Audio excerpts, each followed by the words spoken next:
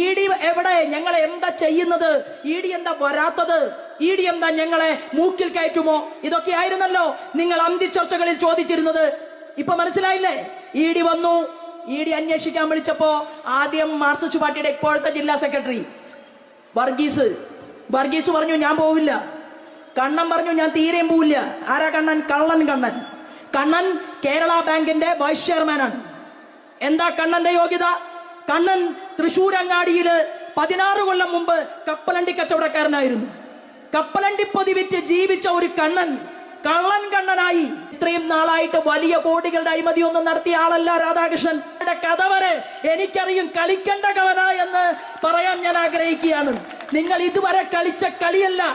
നിങ്ങളുടെ ബിരിയാണി ചെമ്പും, നിങ്ങൾ ചെയ്ത തെറ്റും, നിങ്ങളുടെ മകൾ ചെയ്ത തെറ്റും, നിങ്ങളുടെ ഭർത്താവ് ചെയ്ത തെറ്റും സ്വപ്ന സുരേഷ് വിളിച്ചു പറഞ്ഞിട്ട് ആ സ്ത്രീക്കെതിരെ മാനനഷ്ടത്തിന് ഒരു കേസ് കൊടുക്കാൻ നിങ്ങൾക്ക് പറ്റിയിട്ടില്ലല്ലോ. നിങ്ങൾക്ക് മാനമുണ്ടെങ്കിൽ എന്താ കേസ് കൊടുക്കാത്തത്? നമസ്കാരം.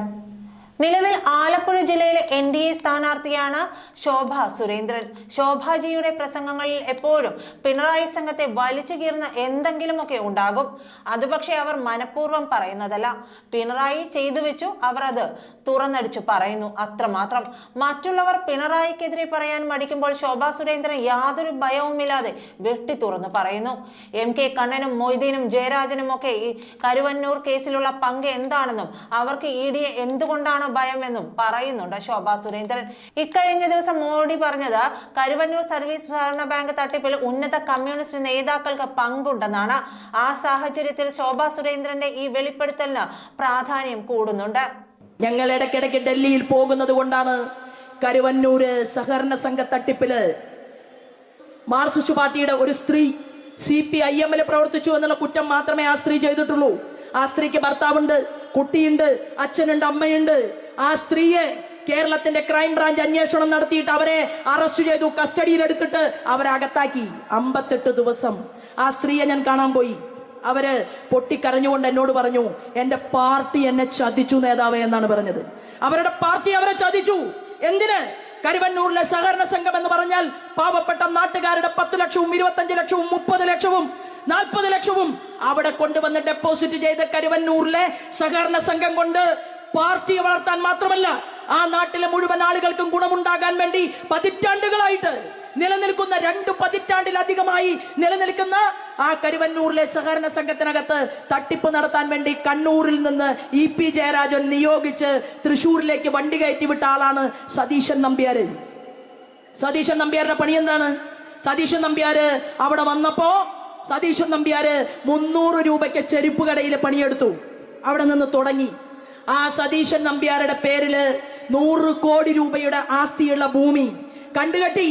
ദേശീയ ഏജൻസി വന്നു. ED എവിടെ? ഞങ്ങളെ എന്താ ചെയ്യുന്നത്? ED എന്താ വരാത്തത്? ED എന്താ ഞങ്ങളെ മൂക്കിൽ കയറ്റുമോ? ഇതൊക്കെ ആയിരുന്നല്ലോ നിങ്ങൾ അന്തിച്ചർച്ചകളിൽ ചോദിച്ചിരുന്നത്. ഇപ്പൊ മനസ്സിലായില്ലേ? ED വന്നു. ED അന്വേഷിക്കാൻ വിളിച്ചപ്പോ ആദ്യം മാർക്സിസ്റ്റ് പാർട്ടിയുടെ ഇപ്പോഴത്തെ ജില്ലാ സെക്രട്ടറി വർഗീസ് പറഞ്ഞു ഞാൻ പോവില്ല. കണ്ണൻ പറഞ്ഞു ഞാൻ തീരെയും പോവില്ല. ആരാ കണ്ണൻ? കണ്ണൻ കേരള ബാങ്കിന്റെ വൈസ് ചെയർമാനാണ്. എന്താ കണ്ണന്റെ യോഗ്യത? കണ്ണൻ തൃശൂരങ്ങാടിയില് 16 കൊല്ലം മുമ്പ് കപ്പലണ്ടി കച്ചവടക്കാരനായിരുന്നു. കപ്പലണ്ടി പൊതി വിറ്റ് ജീവിച്ച ഒരു കള്ളനായി ഇത്രയും നാളായിട്ട് വലിയ കോടികളുടെ അഴിമതിയൊന്നും നടത്തിയ ആളല്ല രാധാകൃഷ്ണൻ. നമ്മൾ ആരും കേട്ടിട്ടില്ല. പക്ഷേ ചന്ദനം ചാരിയാൽ ചന്ദനം നാറും. ഇന്ന് രാധാകൃഷ്ണന് പറ്റിയ ഏറ്റവും വലിയ അബദ്ധം എന്ന് പറയുന്നത് ശ്രീമാൻ AC മൊയ്തീനെ രക്ഷിക്കാൻ വേണ്ടിയിട്ട് കരുവന്നൂര് സഹകരണ സംഘത്തില് വലിയ കുഴപ്പങ്ങളൊന്നും ഉണ്ടാക്കണ്ട എന്ന് പറഞ്ഞ് PK ബിജുവിനെ വിളിച്ച് ശുപാർശ ചെയ്തു. അപ്പൊ PK ബിജു ആരാണ്? PK ബിജു മാർക്സിസ്റ്റ് പാർട്ടിയുടെ ഒരു 1.5 കള്ളനാണ്. ആലത്തൂരിലെ പാർലമെന്റില് ജയിച്ച ആളാണ്. ആ ശമ്പളം കൊണ്ടും പെൻഷൻ കൊണ്ടും ജീവിച്ചാ പോരെ. പക്ഷേ PK ബിജു ഈ കേസ് അട്ടിമറിക്കാൻ വേണ്ടി പരിശ്രമിച്ചു മൊയ്തീന് വേണ്ടിയിട്ട്. പകരം എന്തുണ്ടായി? PK ബിജു പറഞ്ഞു എനിക്കൊരു PhD വേണം. ഏതിലാ PhD വേണ്ടത്? കെമിസ്ട്രിയിൽ PhD PK ബിജുവിന്. അപ്പൊ കെമിസ്ട്രിയിലെ PhD നേടണമെങ്കിൽ ഇരുന്ന് പഠിക്കണം, ലബോറട്ടറിയിൽ പോകണം, അതിലെ എക്സ്പെരിമെന്റുകൾ ചെയ്യണം, പരീക്ഷണങ്ങൾ ചെയ്യണം. അതൊക്കെ ചെയ്താൽ മാത്രമേ കെമിസ്ട്രിയിൽ PhD കിട്ടാൻ സാധിക്കൂ. അപ്പൊ കെമിസ്ട്രിയിൽ PhD എടുക്കാൻ വേണ്ടിയിട്ട് PK ബിജു സഹായം ചോദിച്ചത് സാബു ഹമീദിനോടാണ്. ഇന്ന് പേപ്പറിൽ നിങ്ങൾ വായിച്ചില്ലേ, സാബു ഹമീദിനെയും സുപ്രീം കോടതി നിരീക്ഷണം വെച്ചിട്ടുണ്ട്. സാബു ഹമീദ് നമ്മുടെ ബിജുവിന് PhD കെമിസ്ട്രിയിൽ കൊടുത്തപ്പോ സാബു ഹമീദിനെ ഒരു യൂണിവേഴ്സിറ്റിയുടെ വൈസ് ചാൻസലർ ആക്കാൻ തീരുമാനിച്ചു. അതിന് രാധാകൃഷ്ണൻ സഹായിച്ചു, മുൻ മന്ത്രി AC മൊയ്തീൻ സഹായിച്ചു. ഇന്ന് സാബു ഹമീദിന്റെ സ്റ്റേറ്റ്മെന്റ് എല്ലാ മാധ്യമങ്ങളിലും വന്നിട്ടുണ്ട്. ഞാൻ എന്റെ പഴയ കോളേജിലേക്ക് പോവുകയാണ് എന്നാണ് പറഞ്ഞത്. എന്താ കാരണം ഇവർ ചെയ്തു കൂട്ടിയിട്ടുള്ള നരകങ്ങളുടെ, തെറ്റുകളുടെ, ക്രൂരതകളുടെ നിങ്ങൾ പലരെയും ഇല്ലായ്മ ചെയ്തുകൊണ്ട് ജയകൃഷ്ണൻ മാസ്റ്ററെ നിങ്ങൾ ഇത്രയും വെട്ടുപെട്ടി ക്ലാസ് മുറിക്കകത്തിട്ട് ആ പിഞ്ചു കുട്ടികളുടെ ചോറ്റുപാത്രത്തിലേക്കും പുസ്തകത്താളുകളിലേക്കും അവരുടെ മനസ്സിനകത്തേക്കും ചോരത്തുള്ളികൾ തെറിപ്പിച്ചുകൊണ്ട് ഈ KT ജയകൃഷ്ണൻ മാസ്റ്ററെ കൊല ചെയ്തപ്പോ അമ്മ കൗസല്യയുടെ കണ്ണിൽ നിന്ന് ഊർന്നു വീണ കണ്ണീരുണ്ടല്ലോ പിണറായി, ആ കണ്ണീരിന്റെ പരിണിത ഫലമായിട്ടാണ് നിങ്ങൾ ഇന്ന് ഓരോന്നും അനുഭവിച്ചുകൊണ്ടിരിക്കുന്നത്. കേരളത്തിന്റെ മണ്ണിൽ നിങ്ങൾക്ക് മുകളിലേക്ക് നോക്കി വിളിച്ചാൽ കോൺഗ്രസിന്റെ പ്രധാനമന്ത്രി ഇല്ല. നിങ്ങൾക്ക് മുകളിലേക്ക് നോക്കി രക്ഷിക്കണമെന്ന് പറഞ്ഞ് വിളിക്കാൻ കോൺഗ്രസിന്റെ ഹോം മിനിസ്റ്റർ ഇല്ല. അതുകൊണ്ട് വരാൻ പോകുന്ന നാളുകളിൽ ഞാൻ നേരത്തെ സൂചിപ്പിച്ചതുപോലെ നിങ്ങൾ ബിജുവിന് PhD കൊടുത്തു, പകരം സാബുവിനെ വൈസ് ചാൻസലർ ആക്കി. പിന്നെ ബിജുവിന്റെ ഭാര്യ പറഞ്ഞു, ചേട്ടാ എനിക്കൊരു ജോലി വേണം. അപ്പോ ബിജുവിന്റെ ഭാര്യ ജോലിക്ക് ഇന്റർവ്യൂവിന് പോയി. നിങ്ങളുടെ മക്കള്, സഖാക്കന്മാരുടെ മക്കള് വരെ പോസ്റ്റ് ഗ്രാജുവേഷനൊക്കെ കയ്യിലുണ്ട്, ഒരു ജോലിയും നിങ്ങൾക്ക് കിട്ടില്ല. കാരണം എന്താണ്? പണം കൊടുത്താൽ പിൻവാതിൽ നിയമനം വഴി PSCയുടെ മെമ്പർമാര് എല്ലാവരും സഹകരിച്ചുകൊണ്ട് ജോലി കൊടുക്കും. ആ സാഹചര്യമാണ് കേരളത്തിലുള്ളത്.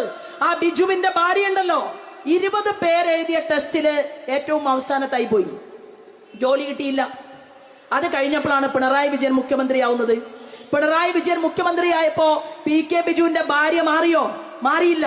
പക്ഷേ 128 പേര് പരീക്ഷ എഴുതിയപ്പോ ആ പരീക്ഷയിലെ 1ാം റാങ്കുകാരിയായി PK ബിജുവിന്റെ ഭാര്യ.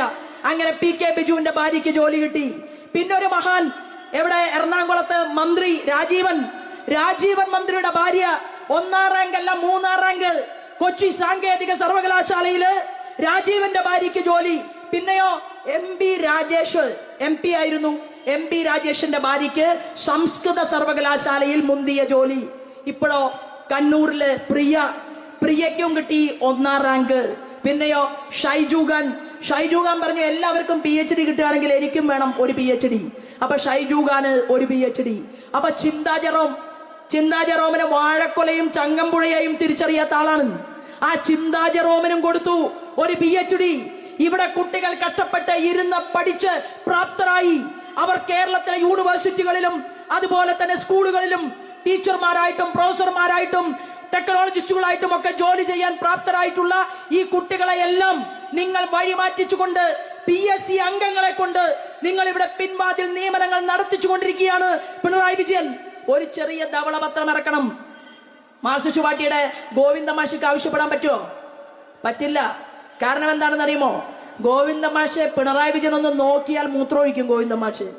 കാരണം ആന്തൂരില് ഓർമ്മയില്ലേ, ശ്യാമള മാഷയുടെ ഭാര്യ പഞ്ചായത്ത് പ്രസിഡന്റ് ആയിരിക്കുമ്പോഴാണ് ആന്തൂരിലെ സാജൻ എന്ന് പറയുന്ന ഒരു കൊച്ചു വ്യവസായി ആത്മഹത്യ ചെയ്തത്.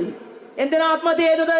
സാജൻ താൻ ഇത്രയും കാലം അധ്വാനിച്ചുണ്ടാക്കിയ പണമെല്ലാം കയ്യിലെടുത്ത് അയാൾ സ്വന്തം ജന്മനാട്ടിലേക്ക് വന്നു, കണ്ണൂരിൽ ആന്തൂരില് ഒരു ചെറിയ കല്യാണ മണ്ഡപം പണിയാൻ. അതിനു വേണ്ടിയിട്ടുള്ള ലൈസൻസുകൾ ചോദിച്ചു. സാജൻ കയറി ഇറങ്ങി തോറ്റു. എന്താ കാരണം? ശ്യാമള ചോദിച്ച കൈക്കൂലി കൊടുക്കാത്തത് കൊണ്ട് ആ ആവശ്യമായിട്ടുള്ള രേഖകൾ സാജന് കൊടുക്കാതെ മാസങ്ങളോളം സാജന് വരുമാനമില്ലാതെ ജീവിക്കേണ്ട സാഹചര്യം ഉണ്ടായി.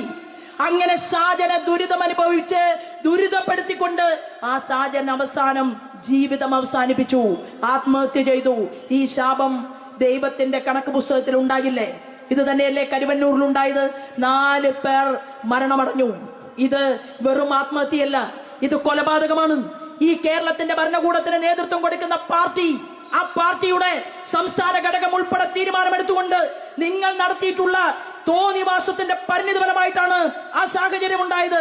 നോക്കൂ, കണ്ണൂർ ജില്ലയിലെ കണ്ണൂർ അർബൻ നിധി അവിടെ തട്ടിപ്പുണ്ടായി. കേരളത്തില് ക്രൈംബ്രാഞ്ച് അന്വേഷിച്ചു.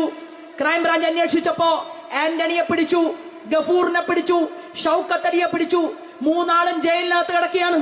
പക്ഷെ പാവപ്പെട്ടവന്റെ 350 കോടി രൂപയിലധികം എടുത്തുകൊണ്ടുപോയി ആ നിധി കമ്പനിയില് സീറോ ബാലൻസ് അക്കൗണ്ട് ആക്കി വെച്ചവന്റെ പിറകിൽ പ്രവർത്തിച്ച രാഷ്ട്രീയ നേതാക്കന്മാരെ ഒന്ന് തൊടാൻ, അവരെ കണ്ടുപിടിക്കാൻ, അവരെ ജനങ്ങളുടെ മുന്നിലേക്ക് കൊണ്ടുവരാൻ ഈ കണ്ണൂരിലെ പോലീസ് അധികാരിക്ക് സാധിച്ചോ? എന്താ സാധിക്കാത്തത്? എന്തുകൊണ്ടാണ് നിങ്ങൾക്ക് അവരുടെ പിറകിൽ പ്രവർത്തിച്ച രാഷ്ട്രീയ മേലാളന്മാരെ തൊടാൻ സാധിക്കാത്തത്? നിങ്ങൾക്ക് തൊടാൻ പറ്റാത്തത് ഞാൻ നേരത്തെ പറഞ്ഞ കാരണങ്ങൾ കൊണ്ടാണ്. അതുകൊണ്ട് കണ്ണൂരിലെ പോലീസിനെ സാക്ഷി നിർത്തിക്കൊണ്ട് ഞാൻ പറയാൻ ആഗ്രഹിക്കുന്നു, ക്രൈംബ്രാഞ്ചിലെ ഉദ്യോഗസ്ഥന്മാരോട് വേണമെങ്കിൽ ഒന്ന് പറഞ്ഞു കൊടുത്തോളൂ. അവർക്ക് റിട്ടയർമെന്റിന്റെ പേപ്പർ വാങ്ങേണ്ട ആവശ്യം വരില്ല. കാരണം ഈ കേസ് ഞങ്ങൾ ദേശീയ ഏജൻസി ആയിട്ടുള്ള ഇഡിക്ക് ഹാൻഡ് ഓവർ ചെയ്തിട്ടുണ്ട്. മര്യാദയ്ക്ക് അന്വേഷണം അവസാനിപ്പിക്കാത്ത ക്രൈംബ്രാഞ്ചിലെ ഉദ്യോഗസ്ഥന്മാരെ വരെ ഞങ്ങൾ മൂക്കുകൊണ്ട് ക്ഷാവരപ്പിക്കാൻ തീരുമാനമെടുത്തുകൊണ്ട് തന്നെയാണ് ഈ കണ്ണൂരിലെ അർബൻ നിധി തട്ടിപ്പുകാർക്കെതിരെ രംഗത്ത് വന്നിട്ടുള്ളത്. കമലയെടുത്തിയോട് ഞാൻ ഒരു കാര്യം പറയാൻ ആഗ്രഹിക്കുകയാണ്. നിങ്ങൾക്ക് വേണ്ടി മന്ത്രവാദം ചെയ്യാൻ വേണ്ടിയിട്ട് വരുന്ന ആളുകളുടെ പേരൊന്നും ഞാൻ പറയില്ല. കാരണം അവരൊക്കെ മന്ത്രത്തിലും തന്ത്രത്തിലും ഈ വക സിദ്ധാന്തങ്ങളിലും എല്ലാം വിശ്വസിക്കുന്ന ആളുകൾ തന്നെയാണ് ഞങ്ങൾ. കാരണം ഒരു സഹസ്രനാമം ചൊല്ലുമ്പോ അതെങ്ങനെയാണ്? ശ്രീമാതാ ശ്രീ മഹാരാജ്ഞി ശ്രീമത് സിംഹാസനേശ്വരി ചിദഗ്നികുണ്ഡ സംഭൂത ദേവകാര്യ സമുദ്യത ഉദ്യദ്ഭാനു സഹസ്രാഭ ചതുർബാഹു സമന്വത തുടങ്ങുന്ന മന്ത്രാക്ഷരങ്ങളുടെ ആ അക്ഷരങ്ങളുടെ കണക്കും വിശുദ്ധിയും പവിത്രതയും ഒക്കെ ചേർന്നുകൊണ്ട് പോസിറ്റീവ് റിയാക്ഷൻ ഉണ്ടാകുമെന്ന് നിങ്ങളെക്കാൾ മുൻപ് പറഞ്ഞവരാണ് ഞങ്ങൾ. എന്നാൽ നിങ്ങൾ ഇപ്പോഴാണ് തൃശ്ശൂരിൽ നിന്ന് ആളുകളെ പണം കൊടുത്തുകൊണ്ട് നിങ്ങൾ അങ്ങനെ മന്ത്രവാദം ചെയ്യാനും പിണറായി വിജയന്റെ അറയിൽ ഒരു രസമണി കെട്ടിക്കൊടുക്കാനും വന്ന ആളുടെ കഥ വരെ എനിക്കറിയും. കളിക്കേണ്ട കവന എന്ന് പറയാൻ ഞാൻ ആഗ്രഹിക്കുകയാണ്. നിങ്ങൾ ഇതുവരെ കളിച്ച കളിയല്ല. നിങ്ങളുടെ ബിരിയാണി ചെമ്പും, നിങ്ങൾ ചെയ്ത തെറ്റും, നിങ്ങളുടെ മകൾ ചെയ്ത തെറ്റും, നിങ്ങളുടെ ഭർത്താവ് ചെയ്ത തെറ്റും സ്വപ്ന സുരേഷ് വിളിച്ചു പറഞ്ഞിട്ട് ആ സ്ത്രീക്കെതിരെ മാനനഷ്ടത്തിന് ഒരു കേസ് കൊടുക്കാൻ നിങ്ങൾക്ക് പറ്റിയിട്ടില്ലല്ലോ. നിങ്ങൾക്ക് മാനമുണ്ടെങ്കിൽ എന്താ കേസ് കൊടുക്കാത്തത്? വെല്ലുവിളിച്ചില്ലേ സ്വപ്ന സുരേഷ്? അപ്പോ നിങ്ങൾ ജീൻസ് ഇട്ടോ, അച്യുതാനന്ദന്റെ ഭാര്യ ഇട്ടിട്ടില്ല. നിങ്ങള് ബനിയനിട്ടോ, ബർമുട ഇട്ടോ, നിങ്ങൾക്ക് കുളിക്കാൻ, അഭിരമിച്ച് കുളിക്കാൻ നിങ്ങൾക്ക് 25 ലക്ഷം രൂപ ചെലവാക്കിക്കൊണ്ട് കുളം കുഴിച്ചു, കുളം ഭംഗിയാക്കി. നിങ്ങളുടെ മകള് വീണയ്ക്കും കുട്ടിക്കും അർമാദിക്കാൻ, സുഖിക്കാൻ. കണ്ടു പഠിക്കണം കമലയിടത്തി ശ്രീമാൻ നരേന്ദ്രമോദിയെ. നരേന്ദ്രമോദിയുടെ അമ്മയുണ്ടല്ലോ, ആ അമ്മയെയും സഹോദരന്മാരെയും ഈ രാജ്യത്തിന്റെ പ്രധാനമന്ത്രിയായി 9 വർഷക്കാലം ഈ രാജ്യത്തിന്റെ ഭരണകൂടത്തിന് നേതൃത്വം കൊടുത്ത ശ്രീമാൻ നരേന്ദ്രമോദിയുടെ സഹോദരൻ ഇന്നും ഗുജറാത്തിലെ വഡോദരയില് റേഷൻ ഷോപ്പ് നടത്തിയിട്ട് ജീവിക്കുകയാണ്. അതാണ് ഭരണം. അങ്ങനെയാണ് നാടിനെ നോക്കുക. ആ നരേന്ദ്രമോദിയുടെ പാർട്ടി ഉണ്ടല്ലോ, ഞങ്ങൾ ഒരു കാര്യം തീരുമാനിച്ചാൽ അത് ഞങ്ങൾ നടത്തും. ചിലപ്പോ പിണറായി വിജയൻ അത് കാണാനുള്ള യോഗമുണ്ടാകുമോ എന്ന് ഞങ്ങൾക്കറിയില്ല. കമലയെടുത്തിയെയും വീണയെയും വിവേകിനെയും ചോദ്യം ഞങ്ങൾ ചെയ്യിക്കുമെന്നുള്ള കാര്യത്തില് ഒരു തർക്കവുമില്ല. അതിന് നിങ്ങൾ അണിയറയിൽ ഏത് കൊലകൊമ്പനുമായി അന്തർധാര ഉണ്ടാക്കിയാലും നിങ്ങൾ കഴിച്ച ഉപ്പുണ്ടല്ലോ, ആ ഉപ്പിന് ഞങ്ങൾ വെള്ളം തരും. അത് തരാൻ വേണ്ടിയിട്ടുള്ള തീരുമാനം ഞങ്ങൾ എടുത്തിട്ടുണ്ട്. അതെന്റെ സഹപ്രവർത്തകൻ ജയകൃഷ്ണനെ പോലെയുള്ള ആളുകളെ നിങ്ങൾ വെട്ടിക്കീറി ചോര കുടിച്ചതിന്റെ പരിണിതഫലമായി തന്നെയാണ് നിങ്ങൾക്ക് ദൈവം ഉണ്ടാക്കി തന്നിട്ടുള്ളത് എന്ന് പറയാൻ ഈ അവസരത്തെ ഞാൻ ഉപയോഗപ്പെടുത്തുകയാണ്. പ്രിയപ്പെട്ടവരെ, നമ്മുടെ നാട്, നമ്മുടെ കേരളം മാറാൻ പോവുകയാണ്. ഒരു കൈ പോലീസ് തന്നാ മതി. നരേന്ദ്രമോദിയെ സ്നേഹിക്കുന്ന ഒരു പോലീസുകാരനുണ്ടായിരുന്നു കേരളത്തില്, മിസ്റ്റർ അരുൺ കുമാർ സിൻഹ. മലപ്പുറത്തെ SP ആയിരുന്നു. ആ അരുൺ കുമാർ സിൻഹ ചെയ്യുന്ന നല്ല പ്രവൃത്തികളെ കുറിച്ച് കേന്ദ്ര തലത്തിൽ ഇരുന്നു കൊണ്ട് ശ്രീമാൻ നരേന്ദ്രമോദി നോക്കി. അവസാനം എന്തുണ്ടായി? നരേന്ദ്രമോദിയുടെ സ്പെഷ്യൽ പ്രൊട്ടക്ഷൻ ഗ്രൂപ്പിന്റെ തലവനായിട്ട് അരുൺ കുമാർ സിൻഹയെ കൊണ്ടുപോയി. ഞാൻ ഇവിടെ പ്രസംഗിക്കുമ്പോ കണ്ണൂരിൽ വലിയ പോലീസുകാരെന്ന് എനിക്ക് ഫ്രണ്ട്സ് ഇല്ല. പക്ഷേ പോലീസ് അധികാരികൾക്കിടയില് നല്ല ഒന്നാന്തരം ആളുകള് അവിടെ നടക്കുന്ന കാര്യങ്ങളൊക്കെ ഞങ്ങൾക്കും കുറേശ്ശെ പറഞ്ഞു തരുന്നുണ്ട് എന്ന് കേരളത്തിന്റെ ആഭ്യന്തര വകുപ്പ് മന്ത്രി പിണറായി വിജയൻ മനസ്സിലാക്കിയ നല്ലതാണ്. പോലീസിനെ വെടിവെക്കാനൊന്നും നിങ്ങൾക്ക് ഒന്നും ഒരു ചുക്കും ചുണ്ണാമ്പും ചെയ്യാൻ പറ്റില്ല. കാരണം അതിന് ഞങ്ങളൊക്കെ ഇവിടെ ഉണ്ട്, ജീവനോട് കൂടിയിട്ട്. ഞാൻ സൂചിപ്പിച്ചത്, പ്രിയപ്പെട്ടവരെ, നമുക്ക് നമ്മുടെ മുന്നിൽ ആരാധ്യനായിട്ടുള്ള KT ജയകൃഷ്ണൻ, സ്വർഗീയനായിട്ടുള്ള KT ജയകൃഷ്ണൻ ഉയർത്തിത്തന്ന ഒരു ദീപശിഖയുണ്ട്. ആ ദീപശിഖ എന്ന് പറയുന്നത് നമ്മുടെ പ്രസ്ഥാനത്തിന്റെ പ്രവർത്തനത്തെ ഏറ്റവും അടിത്തട്ടിൽ എത്തിക്കാനായിട്ടാണ്. അങ്ങനെ അടിത്തട്ടിൽ എത്തിക്കാൻ നമുക്ക് സാധിക്കാത്തതിന്റെ കാരണം എന്ന് പറഞ്ഞാൽ പാൽ സൊസൈറ്റി അത് മാർക്സിസ്റ്റുകാരന്റെയാണ്. കുടുംബശ്രീ ആരാധനായ അടൽ ബിഹാരി വാജ്പേയി കൊണ്ടുവന്നതാണ്. മാർക്സിസ്റ്റ് പാർട്ടിയിലെ അതിലെ പങ്കെടുക്കുന്ന സ്ത്രീകൾക്കുള്ള പണം ദേശീയ തലത്തിൽ നിന്ന് കിട്ടുന്നതാണ്. എന്നാൽ അത് ഞങ്ങളുടെയാണ് എന്ന് പറഞ്ഞുകൊണ്ട് മാർക്സിസ്റ്റ് പാർട്ടിയുടെ നേതാക്കന്മാർ ഈ കേരളത്തിൽ കണ്ണൂരില് അവരങ്ങനെ മുന്നോട്ട് പോവുകയാണ്. ഞാൻ പറയാൻ ആഗ്രഹിക്കുന്നത് സ്ത്രീ ശാക്തീകരൺ പ്രക്രിയ എന്ന് പേരിട്ട് വിളിച്ചുകൊണ്ട് ആരാധനായ അടൽ ബിഹാരി വാജ്പേയി ഈ രാജ്യത്തിന്റെ പ്രധാനമന്ത്രിയായി ഭരണകൂടത്തെ നയിക്കുമ്പോ അന്ന് ഏറം ബാലകൃഷ്ണൻ നായനാരായിരുന്നു കേരളത്തിന്റെ മുഖ്യമന്ത്രി. മലപ്പുറം ജില്ലയിൽ വെച്ചാണ് ആ പദ്ധതിയുടെ ഉദ്ഘാടന കർമ്മം നിർവഹിച്ചത്. ആ പേരിട്ട് വിളിച്ചു. നായനാരിട്ട പേരാണ് കുടുംബശ്രീ എന്ന് മാത്രമേ ഉള്ളൂ. പണം കേന്ദ്ര ഗവൺമെന്റിന്റെയാണ്. അത് ജനങ്ങളോട് പറയാൻ എന്റെ സഹപ്രവർത്തകന്മാർ തയ്യാറാകണം. ഇന്ത്യയുടെ അധികാരത്തിലേക്ക് പ്രധാനമന്ത്രി കടന്നു വരുമ്പോ ഭൂമിദേവിയെ തൊട്ട് നമസ്കരിച്ച് അദ്ദേഹം ആദ്യമായി പറഞ്ഞത് എന്താണെന്ന് അറിയുമോ? എന്റെ ഒന്നാമത്തെ പ്രയോറിറ്റി എന്ന് പറയുന്നത് അമ്പലങ്ങൾ കെട്ടലല്ല.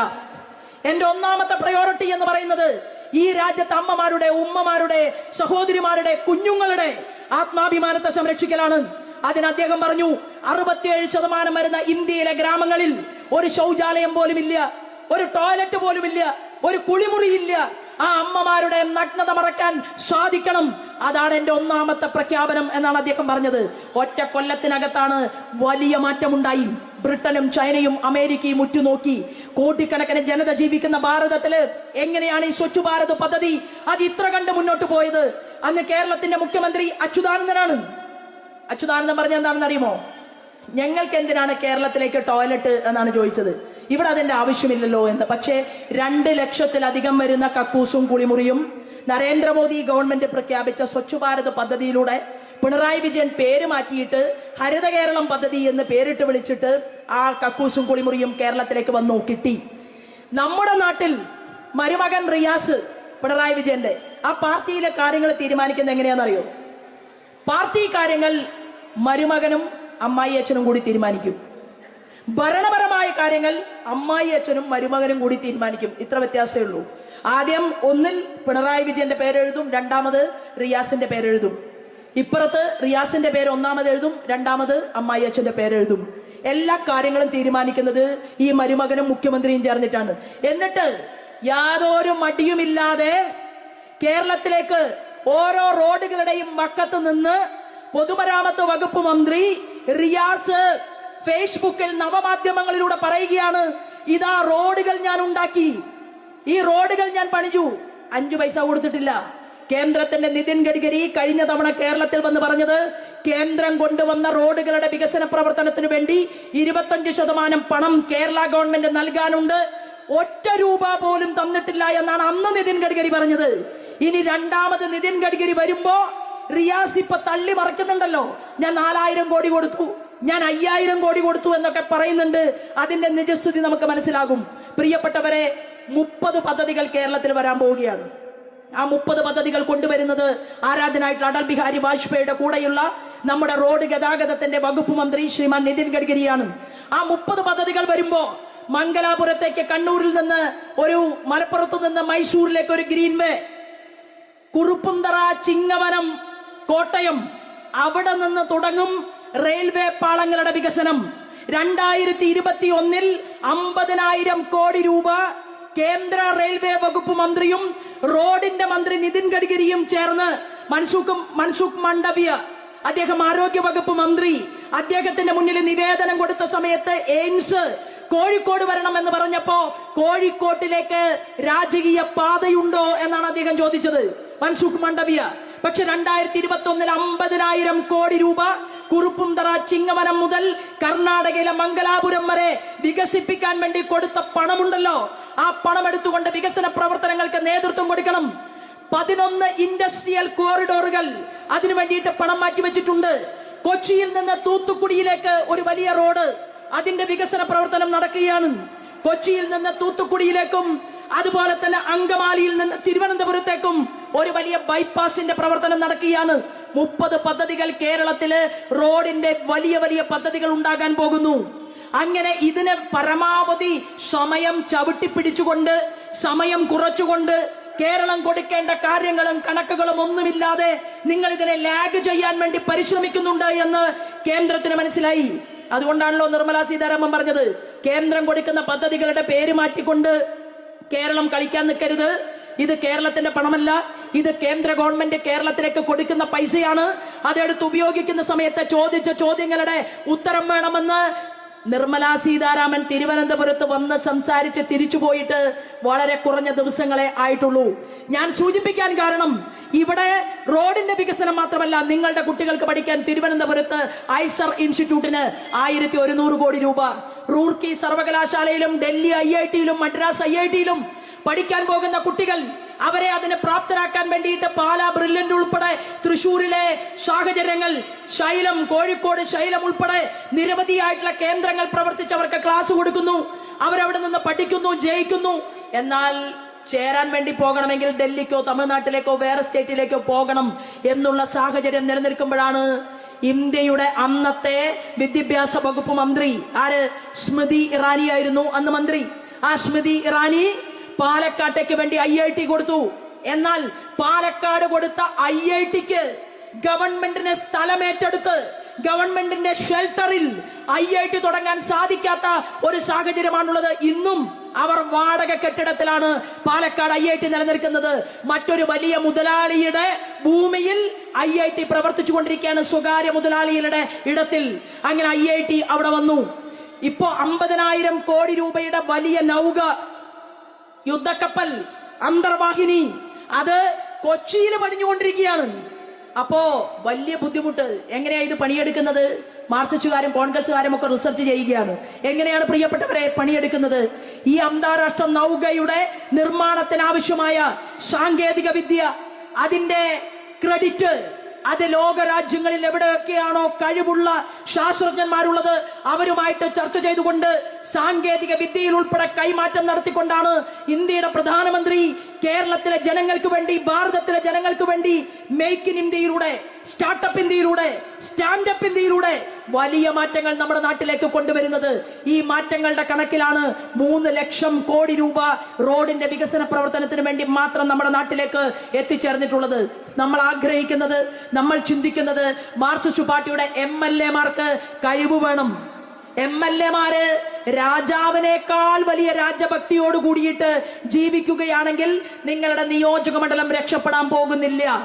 നിങ്ങളുടെ നിയോജക മണ്ഡലം രക്ഷപ്പെടണമെങ്കിൽ നിങ്ങൾ അധികാരത്തിലെത്തിച്ചിട്ടുള്ള MLA-മാർക്ക് ഒരൽപ്പം ആർജവം വേണം. എനിക്ക് എന്തെങ്കിലും ഒരു പൊസിഷൻ കിട്ടിയാൽ മതി, ഞാനൊന്നും തുറന്നു പറയില്ല തമ്പുരാന്റെ മുന്നിൽ എന്ന് തീരുമാനിച്ച് തലകുനിച്ചിരിക്കുകയാണെങ്കിൽ നിങ്ങളുടെ നിയോജക മണ്ഡലത്തിനകത്തേക്ക് വികസനം എന്നുള്ളത് സ്വപ്നം മാത്രമായിട്ട് മാറും. എന്നാൽ നിങ്ങൾ പറയാൻ തയ്യാറാണെങ്കിൽ, നിങ്ങളുടെ MP-യുമായിട്ട് ചർച്ച നടത്താൻ തയ്യാറാണെങ്കിൽ, കേന്ദ്രത്തിലെ വകുപ്പ് മന്ത്രിമാരുമായിട്ട് കൈകോർക്കാൻ തയ്യാറാണെങ്കിൽ നിങ്ങൾക്ക് കൃത്യമായ ദൂരത്തിൽ മുന്നോട്ട് പോകാൻ സാധിക്കുമെന്നും ഭാരതീയ ജനതാ പാർട്ടി നേതൃത്വം നൽകുന്ന NDA ഗവൺമെന്റ്, അത് രാജ്യത്തിന്റെ ഭരണകൂടം പ്രഖ്യാപിച്ചു കഴിഞ്ഞിരിക്കുകയാണ്.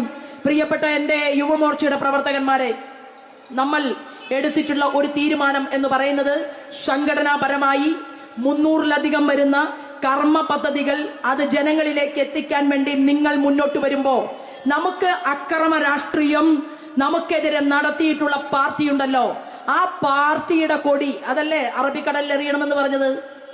അതിന്റെ ഏറ്റവും എളുപ്പ വഴി എന്ന് പറയുന്നത്, അതിനാണ് നമ്മൾ എല്ലാവരും കാത്തിരിക്കുന്നത്. ഇപ്പോ അത് പിണറായി വിജയന്റെ ഈ മുഖ്യമന്ത്രി സ്ഥാനം ഒഴിച്ച് ഇന്ത്യൻ ജനാധിപത്യത്തിൽ ആരുമില്ല, എവിടെയും ഇല്ല ഈ സാധനം. പശ്ചിമ ബംഗാളില് 35 കൊല്ലം ഇതുപോലെ തന്നെ രാഷ്ട്രീയ പ്രതിയോഗികളെ വെട്ടി കീറി ചോര കുടിച്ചു. എന്നിട്ട് പിണറായി വിജയൻ തന്നെ കേരളത്തിൽ പ്രസംഗിച്ചിട്ടുണ്ട്. എന്താ പറഞ്ഞതെന്നറിയുമോ? പശ്ചിമ ബംഗാളിലൊക്കെ ആളുകളെ കൊന്നു കഴിഞ്ഞാൽ ഉപ്പിട്ട് മൂടുകയാണ് എന്ന് ക്ലാസ് എടുത്ത ആളാണ് മാർക്സിസ്റ്റ് പാർട്ടിയുടെ സംസ്ഥാന സെക്രട്ടറി ആയിരിക്കുമ്പോ ഈ പിണറായി വിജയൻ. അത് പുറത്തു വന്ന് ഞാനും നിങ്ങളും ഒക്കെ കേട്ടതാണ്. ആ പശ്ചിമ ബംഗാളിൽ 35 വർഷം കഴിഞ്ഞപ്പോ ഇവരുടെ പാർട്ടി ഒന്നുമല്ലാതായി തീർന്നു. ആ പശ്ചിമ ബംഗാളില് ഇന്ന് മാർക്സിസ്റ്റ് പാർട്ടിക്കാരനെ കണ്ടാൽ കല്ലെറിഞ്ഞ് ഓടിക്കുകയാണ് മമതാ ബാനർജിയുടെ പാർട്ടിക്കാർ. അവർ അഭയം തേടിയിട്ട് ഭാരതീയ ജനതാ പാർട്ടിക്കാരന്റെ ഓഫീസിലേക്ക് ഓടിക്കയറിയ ദൃശ്യമാണ് പശ്ചിമ ബംഗാളിൽ നിന്ന് നിങ്ങൾക്ക് കാണാൻ സാധിക്കുന്നത്. ആ പശ്ചിമ ബംഗാളിലെ വികസനം എന്ന് പറയുന്നത് സച്ചാർ കമ്മീഷൻ പറഞ്ഞതുപോലെ രാജ്യത്ത് ഏറ്റവും കൂടുതൽ ദുരിതം അനുഭവിക്കുന്ന മുസ്ലിങ്ങൾ ഉള്ളത് ഇന്ത്യയിൽ പശ്ചിമ ബംഗാളിലെ മൂർഷിദാബാദ് ജില്ലയിലാണ്. 80% മുസ്ലിങ്ങൾ തിങ്ങിപ്പാർക്കുന്ന ആ ജില്ലയിൽ എങ്ങനെയാണ് ഈ യാതനയുണ്ടായത്? അപ്പൊ നിങ്ങൾ കേരളത്തിൽ മാർക്സിസ്റ്റ് പാർട്ടി പറയുന്നത് മുസ്ലിം ജനസാമാന്യത്തോട് നിങ്ങളുടെ രക്ഷകര് ഞങ്ങളാണ് എന്നാണ്. ആണോ? അങ്ങനെയാണെങ്കിൽ സച്ചാർ കമ്മീഷൻ റിപ്പോർട്ടിൽ പറയുന്നത് പോലെ പശ്ചിമ ബംഗാളിൽ 35 കൊല്ലം ഭരിച്ചിട്ട് എന്ത് രക്ഷിക്കാൻ സാധിച്ചില്ല? കേരളത്തിലെ മുസ്ലിം ജനസാമാന്യം നന്നായി ജീവിക്കുന്നുണ്ട്. അത് പിണറായി വിജയന്റെ കഴിവുകൊണ്ടല്ല, അത് ഗോവിന്ദൻ മാഷിയുടെ കഴിവുകൊണ്ടല്ല, അത് ഉമ്മയെയും ഭാര്യയെയും കേരളത്തിന്റെ തെരുവീതിയിൽ ഉപേക്ഷിച്ചുകൊണ്ട് അന്യ രാജ്യങ്ങളിൽ പോയി മണലാരണ്യങ്ങളിൽ പണിയെടുത്തു കിട്ടുന്ന നാണയത്തുട്ടുകൾ അത് നിങ്ങൾ അക്കൗണ്ടിലേക്ക് അയച്ചു കൊടുത്ത് നിങ്ങളുടെ വിരഹത്തിന്റെ കൂലിയാണ് ഇന്ന് കേരളത്തിൽ കെട്ടിപ്പൊക്കിയിട്ടുള്ള രമ്യഹർമ്മ്യങ്ങൾ. ഇത് ഇവിടുത്തെ ഭരണകൂടം നിങ്ങൾക്ക് നൽകിയതല്ല, നിങ്ങളുടെ അധ്വാനത്തിന്റെ ഫലമാണ്. ആ നിങ്ങളെയും മുസ്ലിമിനെയും ഹിന്ദുവിനെയും തമ്മിലടിപ്പിക്കാൻ സാധിക്കുമോ എന്നുള്ള റിസർച്ചാണ് പാണക്കാട് ഇപ്പം നടക്കുന്നത്. പാണക്കാട്ടെ ബഹുമാനപ്പെട്ട തങ്ങളോട് എനിക്ക് പറയാനുള്ളത്, സ്വന്തം മുതിർന്ന പാണക്കാട്ടെ പഴയകാല തങ്ങളുടെ പാരമ്പര്യത്തെ കുറിച്ച് ഒന്ന് പരിശോധിച്ചാൽ അത് അങ്ങേക്ക് നല്ലതായിരിക്കും. കാരണം എന്താണെന്ന് അറിയുമോ? മലപ്പുറത്ത് ഇസ്ലാമിക ഭീകരൻ ഹമാസിന്റെ ഭീകരനെ കൊണ്ടുവന്നു. സോളിഡാരിറ്റിയുടെ പേരിൽ, ജമാഅത്ത് ഇസ്ലാമിയുടെ പേരിൽ ആ ഭീകരൻ എന്താ ചെയ്തത്? 10,000-കണക്കിന് വരുന്ന ആളുകളുടെ കഴുത്തറുത്തെടുത്ത ആളാണ് ഹമാസിന്റെ ഭീകരൻ. എത്രയോ പെൺകുട്ടികളെ ബലാത്സംഗം നടത്തി, യുദ്ധഭൂമിയിൽ വെച്ച് തന്നെ ബലാത്സംഗം നടത്തിയ ഹമാസിന്റെ ഭീകരൻ. ആ ഹമാസിന്റെ ഭീകരനെ ഓൺലൈനായി ക്ഷണിച്ചു കൊണ്ടുവന്ന് മലപ്പുറത്ത് ഇതിനുള്ള സാഹചര്യം സോളിഡാരിറ്റിക്കാരൻ നടത്തുമ്പോ മലപ്പുറത്തെ തങ്ങൾ ഒരു ശബ്ദവും അവർക്കെതിരെ ഉയർത്തിയിട്ടില്ല. മാത്രവുമല്ല, കുഞ്ഞാലിക്കുട്ടിയുടെ മുസ്ലിം ലീഗ് ഉണ്ടല്ലോ, തങ്ങളുടെ മുസ്ലിം ലീഗ്, ആ മുസ്ലിം ലീഗിൽ ഉള്ളതിനേക്കാൾ കൂടുതൽ മുസ്ലിങ്ങൾ ഞങ്ങളുടെ ഭാരതീയ ജനതാ പാർട്ടിയിൽ ഇന്ത്യയിൽ മിസ് കോൾ അടിച്ച് മെമ്പർഷിപ്പ് എടുത്തിട്ടുണ്ട്, നരേന്ദ്രമോദിയോടൊപ്പമുണ്ട് എന്നുള്ള യാഥാർത്ഥ്യം നിങ്ങൾ മനസ്സിലാക്കണം. കാരണം ഞങ്ങൾ ഭാരതീയ ഹിന്ദു പാർട്ടി അല്ല, ഞങ്ങൾ ഓടുപൊളിച്ച് അകത്ത് കടന്നതല്ല. 300 സ്ഥലങ്ങളിൽ നിന്ന് താമര ചിഹ്നത്തിൽ വോട്ടും വാങ്ങി ജയിച്ചിട്ടാണ് നരേന്ദ്രമോദി ഇന്ത്യയുടെ പ്രധാനമന്ത്രിയായിട്ട് അധികാരത്തിൽ വന്നിട്ടുള്ളത്.